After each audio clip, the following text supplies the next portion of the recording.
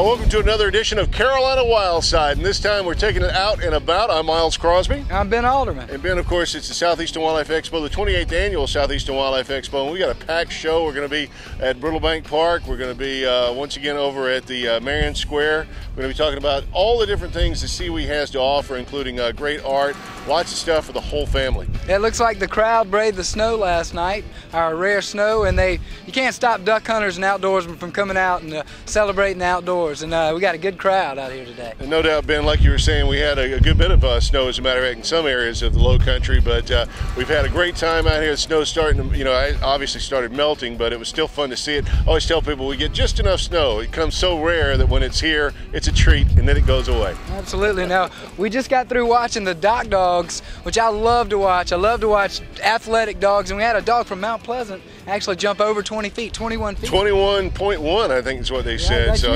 usually only the pro dogs that they bring in from out of town can do that. It's glad to see a local dog compete. It's a lot of fun. Like I said, it's fun for the whole family. So once again, next year, keep in mind Southeastern Wildlife Expo. This is the 28th annual one we're at, and we've got lots of different people we're going to be interviewing. We're going to talk with, I think, some of the guys from Safari Club.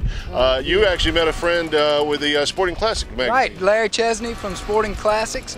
And we actually talked to Stephen Shagel from the Birds of Prey Center. Right. We were talking a little bit about human interaction with the outdoors and how you need to make sure you take whatever you bring into the environment, take it with you, and make sure you leave it like you found it. I think that's an important message. Very true, very true. Definitely don't litter, or watch out that you don't leave those lures out there so the birds of prey can get tangled up in them and obviously cause damage. Also, we're going to be talking with some of the officials from the Serpentarium over at Edisto Island, and they'll be telling us about different sorts of reptiles and poisonous snakes and a lot of stuff. So once again, Ben, it's a packed show.